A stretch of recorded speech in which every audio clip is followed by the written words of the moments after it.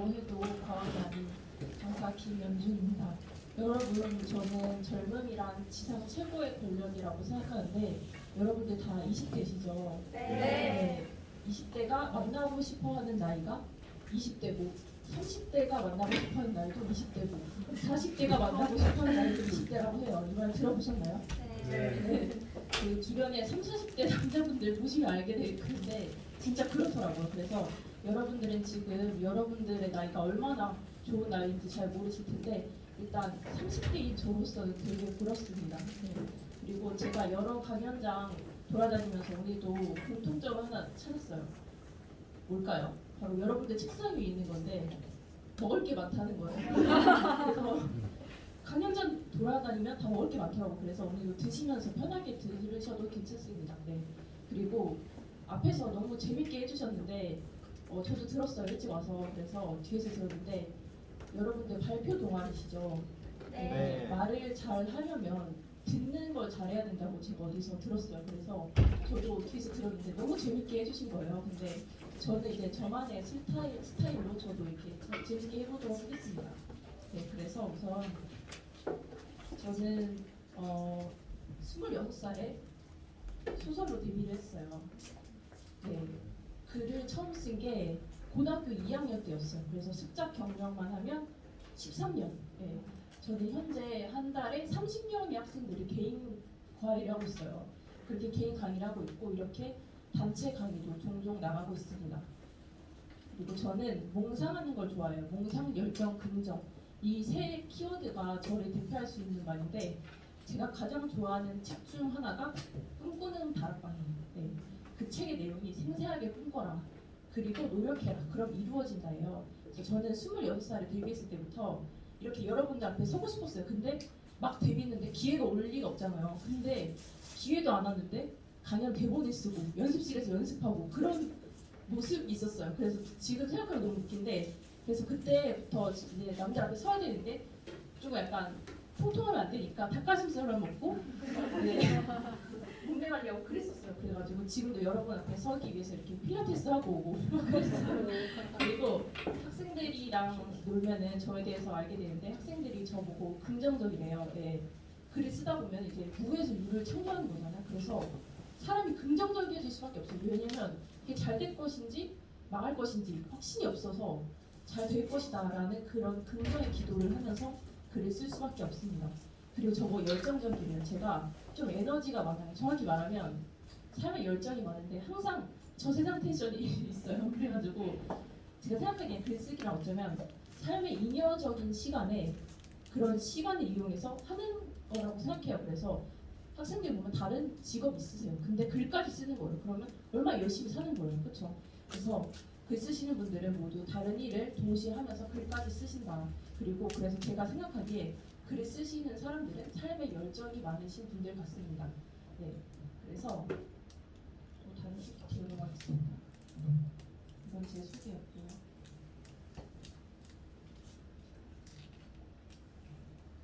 네. 오늘 저는 앞에서 해주신 분은 뭔가 전문 용어도 많았잖아요. 근데 저는 되게 쉽게 해드리려고 해요. 되게 어려운 게 하나도 없어요. 그래서 오늘 제가 여러분들께 드릴 강의 주제 역시 독서를 통한 자아 정체성의 확립인데요. 제가 20대를 책 읽는데 다 보냈잖아요. 근데 그런 저에게 독서가 끼친 영향은 내 생각이 생겼다는 점이에요. 그래서 여러분들 다 거의 다 20대 초반이실 것 같아요. 그쵸? 그래서 20살이 됐을 때 저는 다시 살고 싶다는 생각이 들었어요. 어쩌면은 다시 사는 것 같다는 생각이 정확할 수도 있어요. 그래서 사실 고등학생 때까지도 생각 없어 보이는 일진들도 다 생각하면서 살잖아요. 제가 일진이었거든요. 중학교 때. 저 죽전에서 놀았는데. 아무튼 그래서 그런 애들도 다 생각하면서 살아요. 근데 이제 20살이 되면 뭔가 다시 생각하는 저는 그런 느낌이 들어서 혹시 20살 있으세요? 20살? 저기 몇 분 있으시네요. 아, 젊음의 20살 만에 갖고 있는 그런 패기가 있을 거라고 생각이 들고요. 제가 20살이라는 말을 왜 하냐면 왜냐면 20살은 그 새하얀 도화지 같은 나이거든요.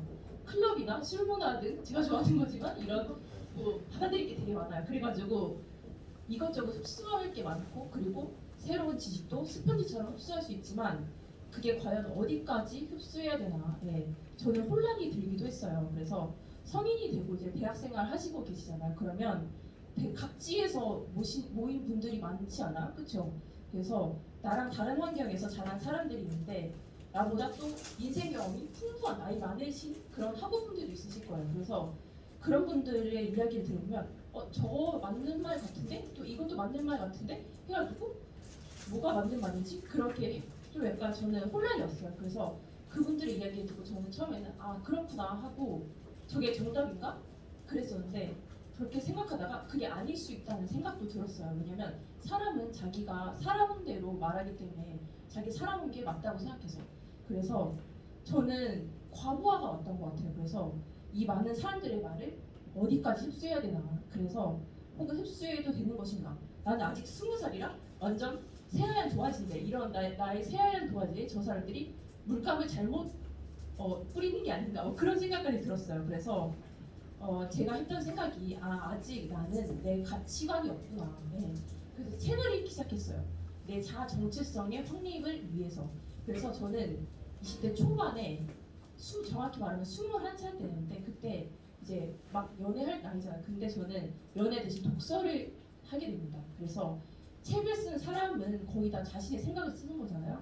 그래서 그 당시 한창 멘토라는 단어가 유행했었어요. 10년 전이죠. 제가 지금 31살이거든요. 그래서 그 책을 그때 당시 베스트셀러에 올랐던 책이 아프니까 청춘이다. 멈추면 비로소 보이는 것들 이었던 걸로 기억하거든요. 그래서 어떤 아주머니가 저한테 너는 멘토가 있냐 이렇게 물어봤는데 저는 없었어요. 그래서 저는 책 속에 내 인생에 힌트가 있을 거라고 생각했고 책이 저에게 멘토 역할을 해줄 거라고 생각을 했어요. 그래서 저는 여러 가지 책을 많이 읽었는데 그 중에 저는 이렇게 자기계발서, 소설, 에세이 뭐 이렇게 많이 읽었는데 저는 소설을 쓴다고 해서 소설 분야만 읽지 않았어요. 소설, 에세이, 희고, 경영학, 자기계발서 등 가리지 않고 도서관에 있는 책을 다 읽었는데 이렇게 보면은 어떻게 보면 소설의 정반대에 있다고 볼 수 있는 자기계발서도 제가 되게 흥미있게 읽었던 책이었어요. 저희 엄마가 20년 동안 회사원이셨는데 회사원들이 자기계발서를 되게 많이 읽어요. 그래서 엄마 책꽂이를 보면 다 자기계발서였어요. 저는 또 집에 있으니까 한번 읽어봐야지 해서 읽어봤는데 웬걸 소설 쓰는 나한테 되게 잘 맞았던 거예요. 그래서 왜 잘 맞았냐면 제가 아까 말했죠. 글은 무에서 유를 창조하는 거라고. 그래서 쓸 때마다 막막해요. 근데 그 자기계발서 보면은 희망이 담겨져 있어. 그래서 절망적인 나에게 희망을 주더라고요. 그래가지고 과연 이 작품이 성공할지 실패할지 확신이 없는데 그래서 거의 절망 속에서 시작하고 절망 속에서 글을 완성한다고 해도 과언이 아닌데 자기계발서에 희망이 있었어요. 그래서 하고 싶다든지 잘 될 것이라든지 그런 내용이 주였는데 그래서 저는 제가 생각하기에 자기계발서는 절망적인 사람이 읽는 거구나 라는 생각이 들었어요. 희망은 절망에서 나오는 거니까 희망이 필요한 사람들이 읽겠구나 그런 생각이 들었고 그래서 그때 당시 제가 읽었던 자기계발서들을 소개해드리려고 해요. 제가 정말 인상 깊게 읽었던 게 강원구 작가의 가슴 뛰는 삶 한번 들어보셨을 수도 있는데 그거랑 또 하우석 작가의 하고 싶다 하고 싶다 하고 싶다 그리고 이지성 작가의 꿈꾸는 다락방 이렇게인데요.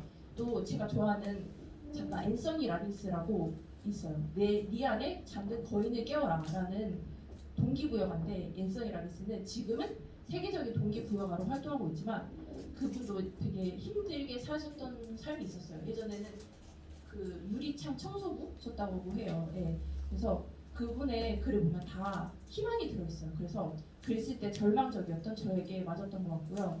혹시나 지금 여러분의 삶이 절망적이거나 뭐 힘겨운 시간을 보내고 있다면 또 내가 가야 할 방향에 대해 어려움을 겪고 있다면 한번 서점에서 제가 말했던 책들을 읽어보시면 좋을 것 같습니다. 그리고 사실 저는 20대는 긁지 않은 복권이라고 생각해요. 긁지 않은 복권. 그래서 일찍 성공한 사람도 있어요. 그렇지만 대부분 여러분들 나이 때는 이제 뭔가를 하기 위해 준비하는 그런 시기. 그래서 저도 작가가 되기 전에 작가 지망생만 5년을 했어요. 그때 항상 작가가 되어 있고 강연을 하는 나의 모습을 상상을 하면서 생생하게 그렸어요. 그런 모습을. 앤서니 라빈스 같은 작가는 이렇게 말해요. 다른 사람들이 들으면 비웃지 않을까 고민하는 그것을 적어야 된다. 제가 했던 거 있죠. 강연 제의도 들어오지 않았는데 강연 대본 썼던 거 얼마나 웃긴 일이에요. 그런 걸 써야 된대요. 그래서 또 내가 선택한 목표를 달성하기 위해 오늘 내가 구체적으로 해야 할 일을 지금 한다. 네, 그리고 앤서니 라빈스는 목표는 마감 시간이 있는 꿈이라는 것을 잊지 말라고 당부를 했고 마지막으로 하루에 적어도 2번 소중한 꿈 목표들이 하나씩 이루어지는 것을 머릿속에 상상하는 거라고 말하고 싶습니다. 그리고 그래서 정리하자면 제가 생각하기에 자기계발서가 자아 정체성 확립에 어떻게 도움이 되냐면 불안한 20대에 꿈이라는 좌표를 찍고 잘 될 터이니 앞으로 나아가면 된다. 네, 그렇게 해주는 것 같아요. 그래서 제가 또 저의 20대를 돌아봤을 때 떠오른 단어가 불안. 네, 되게 불안했어요. 전 20대 때 미래가 불안해서 잠을 못 잤어요. 졸업 다가오시는 분들 있지 않으세요? 네, 졸업할 때 되면 이제 취업하고 바로 뭘 해야 되잖아요. 그래서 낭떠러지 있는 기분이 들었어요. 그래가지고 또 졸업하면 뭐 하지? 하고 미래를 준비하고 또 준비하고 계속 뭔가를 준비했던 시기였던 것 같아요. 그래서 제가 20대 때 얼마나 불안했냐면 잠을 못 자죠 그랬어요. 그리고 또 동시에 조급증이 있었어요. 어린 나이에 빨리 뭐가 되고 싶다는 생각이 있었던 것 같아요. 그래서 이 불안한 시기에 저는 뭔가가 되어 있는 저의 모습을 머릿속에 생생하게 그리면서 버텼던 것 같아요. 그때 저에게 또 위로가 됐던 책이 하나 있는데 여러분들 아실 거예요. 알랭드 고통의 불안이라는 책인데, 네, 알랭드 고통은 불안의 원인을 뭐 여러 개 설명하는데 그 중에서 삶의 불확실성에 대해서 얘기했어요. 근데 제가 동시에 운을 관리하는 책도 읽었었거든요. 근데 행운이 따르는 사람들에게는 공통점이 있어요. 바로 삶의 불확실성 속으로 들어간다. 예, 그래서 제 학생들 중에서도 20대 분 중에 다니던 직장을 그만두고 글쓰기를 한번 해보고 싶다 그랬던 분도 있었고 학교 휴학하고 글 한번 써봐서 작가 되고 싶다 그래서 그렇게 삶의 불확실성 속으로 들어가셨던 분이 있었어요. 근데 다 좋은 결과를 얻으셨고 그래서 여러분들도 제가 한 번쯤은 내가 정말로 하고 싶은 일을 해보는 것도 좋지 않을까 그런 생각이 듭니다. 그래서 제가 자기계발서에 대한 소개를 좀 많이 했는데 사실 20대 때 가장 영향을 많이 받았던 분야가 그 분야의 책들이었기 때문에 그래요. 그리고 사실 저는 제 업은 소설가예요. 그래서 소설 좋아하세요, 여러분들? 네. 소설 지금도 읽고 계신 거 몇 개 있으실 것 같은데 아마 여기 계신 분들 중에 소설을 저보다 더 좋아하시는 분들도 있을 것 같고 저는 소설이 좋은 이유는 소설이 되게 매력 있어요. 어떤 점이 매력 있냐면 소설은 현재 제 일상에 메시지를 줘요. 어떤 소설을 읽으면 제 일상에서 일어나는 일과 우연히 맞물려서 메시지를 주더라고요. 그런 경험 혹시 해보신 적 있어요? 네, 그래서 제가 너무 신기했어요. 그래서 또 학창 시절에 저는 비밀이 되게 많은 애였어요. 그런데 동시에 하고 싶은 말도 많은 애였어요. 그래서 고등학생 때 제가 얼마나 외로웠냐면 벽 보고 혼잣말을 되게 많이 했어요. 네, 그래가지고 그만큼 하고 싶은 말이 많고 외로웠던 사람인데 비밀이 많으면서 하고 싶은 말은 또 많다? 좀 안 어울리죠. 그래서 그럼 가장 적합한 장르가 바로 소설이에요. 왜냐면 허구라는 장치 뒤에 숨어서 내 비밀을 어디까지 사실인지 숨길 수가 있기 때문에. 예.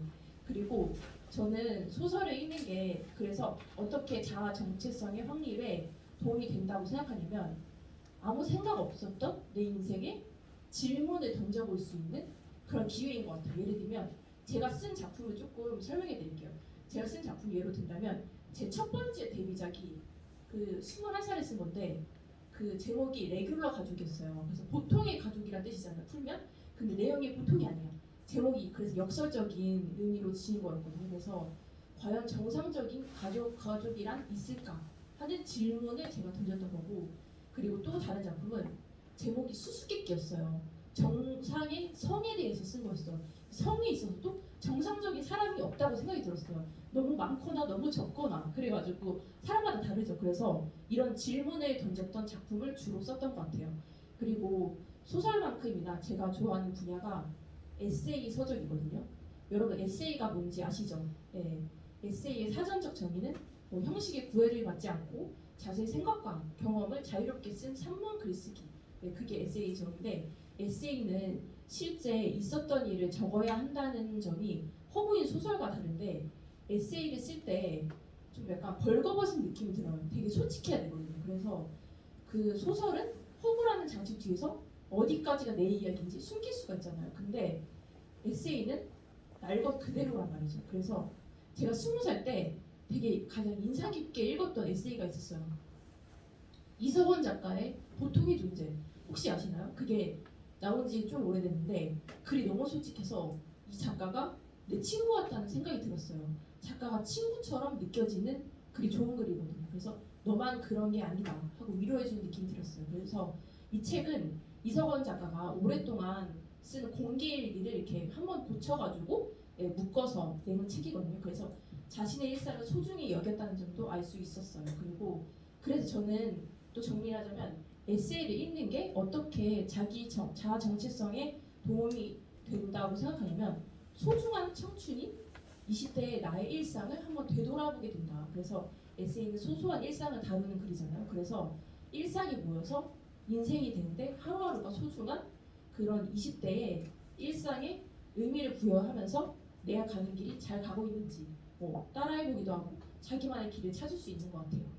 그리고 또 대학생들이 바빠서 책 읽기가 어려운 것도 알고 많은 시간을 투자하기 어려운 것도 알고 있어요. 그래서 저는 대학생분들께 가볍고 부담 없이 읽을 수 있는 에세이를 먼저 읽어보기를 추천해 드리고 싶어요. 그래서 또 대학교에서 주최하는 교내문학생 있잖아요. 네, 거기도 한번 도전해 보시면 좋을 것 같고 또 혹은 다른 공모전에도 한번 도전해 보셔서 자연스럽게 책을 읽을 기회가 오시면 좋을 것 같아요. 그리고 더 쉬운 방법은 여러분들 그 과제하러 도서관에 가실 거 아니에요. 그래서 학교 내 도서관에서 가면은 자연스레 책을 한 권이라도 빌리지 않을까 그런 생각이 들어요. 그리고 군대 대부분의 남자들이 군대에 가잖아요. 그것만큼 책을 많이 읽기 좋은 곳도 없다고 생각하는데 사실 저는 남자도 아닌데 군대를 떠올리면 할 말이 많아요. 왜냐면 제가 군대라는 키워드를 가져온 이유도 지금 여기 계신 남성분들 중에선 군대를 다녀오신 분도 있고 앞으로 가실 분들도 있을 것이고 뭐 그렇게 생각해요. 그래서 저는 제 얘기를 하자면 저는 21살 때 남자친구를 군대에 보냅니다. 그래서 이별을 고해요. 그래서 그리고 나서 싱글로 당선이 됐는데 지금까지 수업 교재를 우려먹고 있는데 그 남자친구는 자기가 그때 왜 체하는지 몰라. 아니면 상처받겠죠. 그래가지고 그 제가 한번 최근에 연락해봤어. 뭐하고 살까? 그랬더니 아직도 몰라. 그리고 두 번째로 군대 보낸 사람이 남동생이거든요. 이제 장편 소설 써야 되는데 집에 있으니까 방해돼가지고 보냈어요. 근데 내 할 일 하니까 빨리 오더라고요. 그래서 제가 남동생에게 많이 들었던 말이 군대에서 읽었던 어떤 책이 인상 깊었다예요. 그래서 군대에 있던 학생 중에 글쓰기 수업을 줌으로 신청했던 학생도 있어요.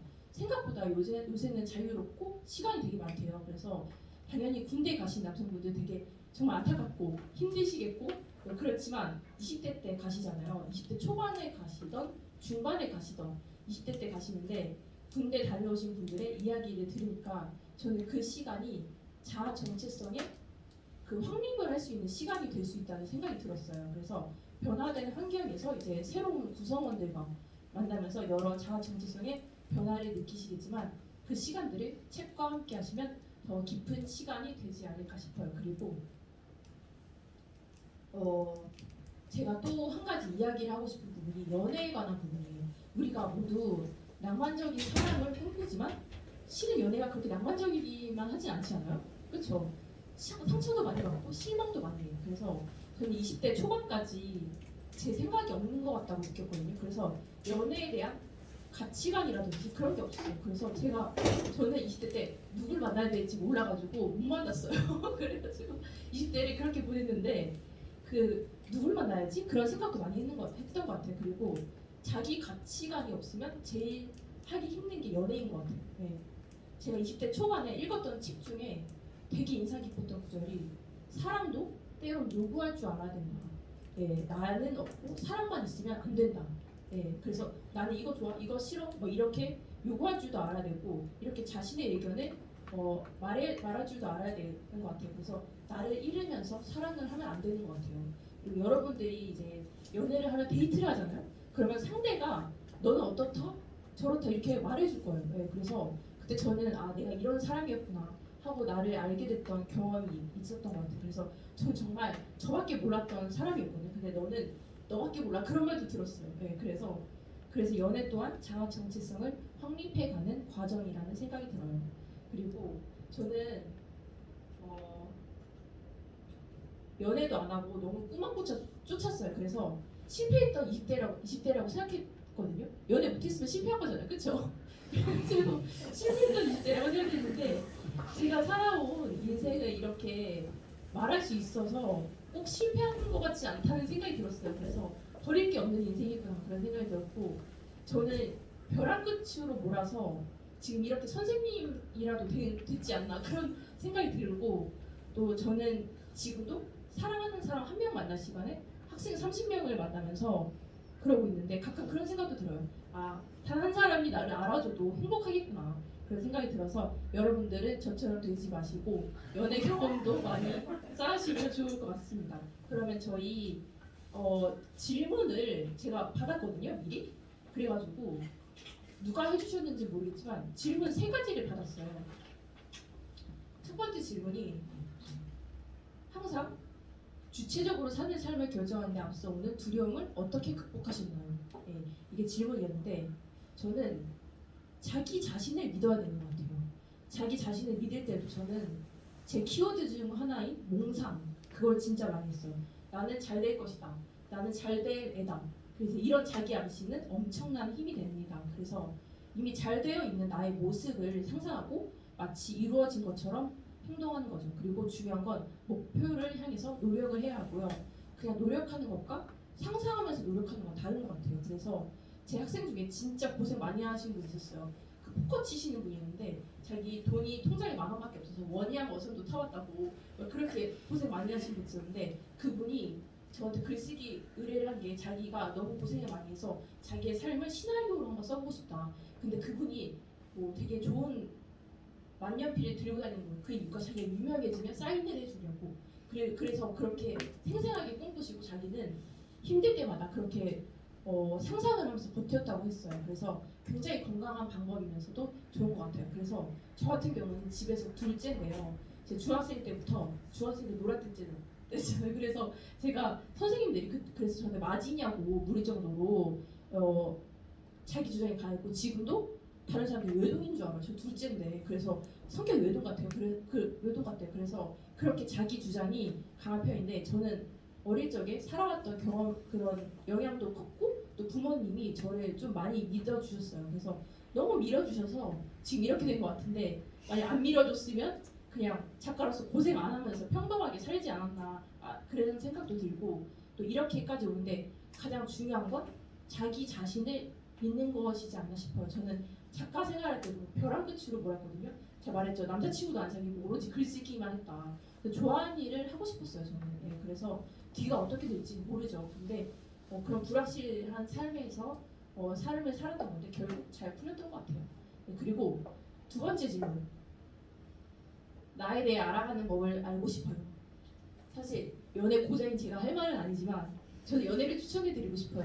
왜냐하면 연애를 하면 상대방이 계속 나에 대해 말해줘요. 네, 그래서 너는 어떻다. 그래서 저는 별로 경험이 많은 사람은 아니지만 그래서 꼭 사귀지 않아도 새로운 사람을 만나면 저에 대해서 말해주더라고요. 그래서 새로운 사람을 만나는 데 있어서 두려워하지 말고 상대가 나에 대해 해주는 말이 굳이 칭찬이 아니더라도 한번 귀담아 듣는 게 도움이 되지 않을까 그런 생각이 들어요. 그리고 마지막 질문 조금 무서워요. 내가 너무 싫어. 좀 무서운데 어떤 분이 해주셨는지 잘 모르겠지만 어떤 부분이 본인 스스로를 싫어하게 만드는지도 잘 모르겠지만 저도 제가 싫을 때가 있을 거 아니에요. 그래서 그때를 생각해 보면 자존감이 낮았던 때였던 것 같아요. 그래서 그렇다면 자신을 사랑하려면 자존감이 높으면 되겠죠. 근데 이게 말처럼 쉽지 않아요. 자존감을 높이는 게. 그래서 그 중 하나가 우리 외부에는 자존감을 떨어뜨리려는 그 자존감의 적들이 도사리고 있는데 그 중 하나가 타인과 나를 비교하는 것 같아요. 그래서 타인과 비교하지 않으셨으면 좋겠어요. 나도 나 나름대로 잘하는 게 있고 예쁜 구석 하나쯤은 있지 않을까.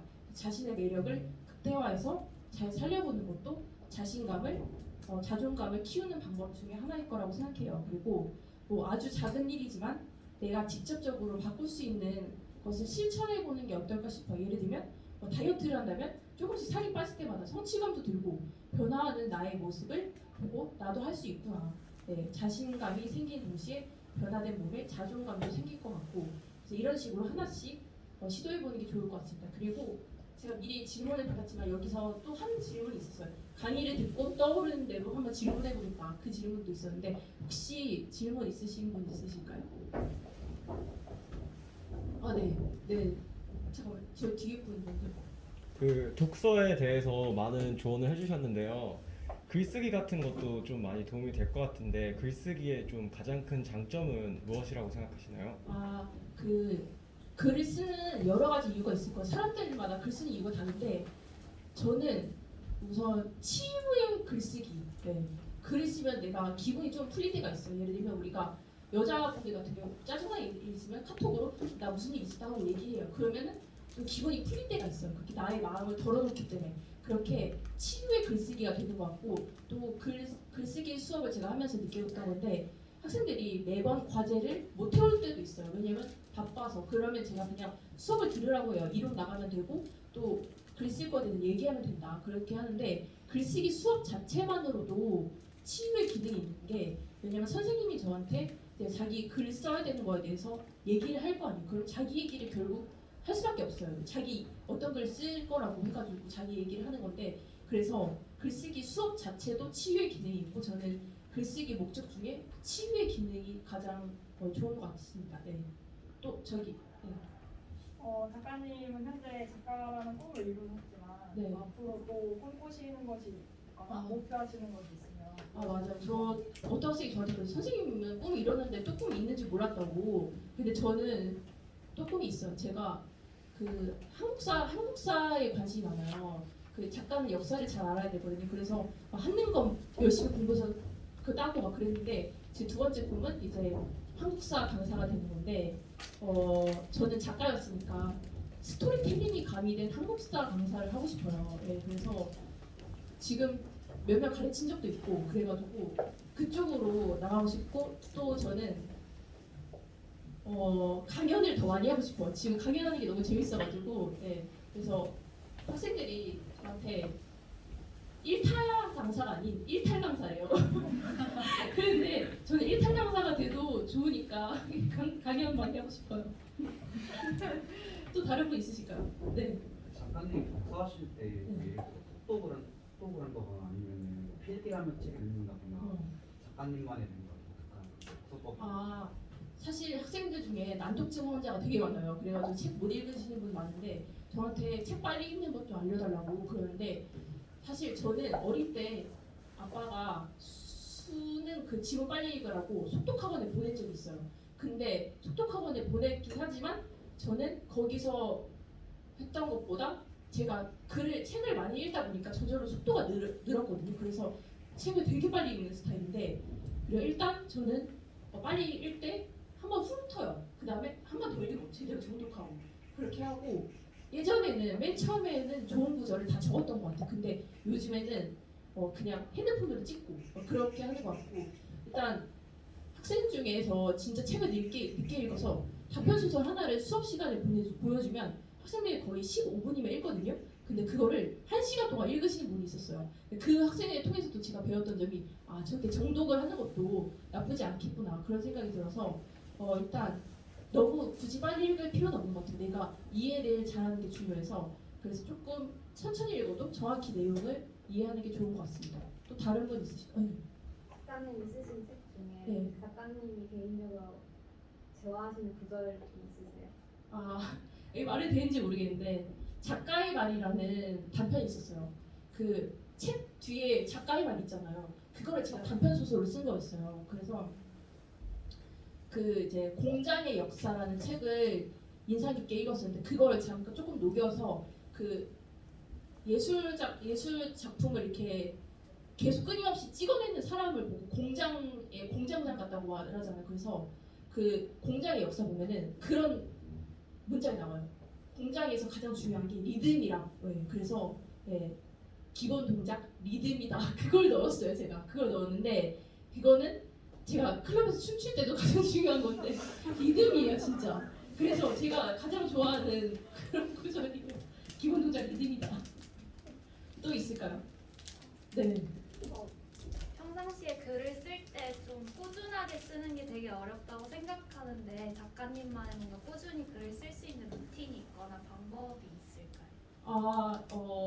저는 작가 생활할 때 거의 매일 썼거든요. 그래서 아침에 카페에 가서 오후 5시쯤에 집에 왔어요. 그래서 계속 앉아 있는 거예요. 그래서 우선 앉아 있고 아침에 작업하는 게 좋더라고요. 그래서 줄리아 카메론의 아티스트 웨이라는 책이 있어요. 거기 보면은 모닝 페이지라는 단어가 나와요. 아침에 일어나서 내가 떠올리는 대로 다 적는 거예요. 그래서 저는 아침에 쓰는 거를 좀 추천해 드리고 싶어요. 네.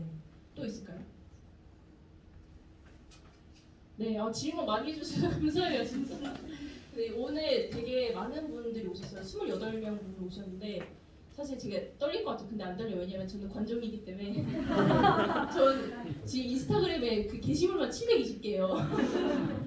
그래가지고 저는 이제 처음에는 이런 강연 같은 게 처음에 들어왔을 때 거절했어요. 왜냐면 그때 관종이 아니었거든. 근데 지금 관종이라는 거 알게 돼가지고 그 정도 올렸으면 관종 아니에요? 그쵸? 그래가지고 남자들이 저 싫어요. 이런 사람 손절해야 된다. 그래가지고 저 관종이니까 오늘 여러분들 시선을 많이 즐겼던 것 같아요. 눈빛 하나하나 마주쳐주셔서 감사하고 그러면 오늘 저는 강연 여기까지 하겠습니다. 네, 들어주셔서 감사합니다.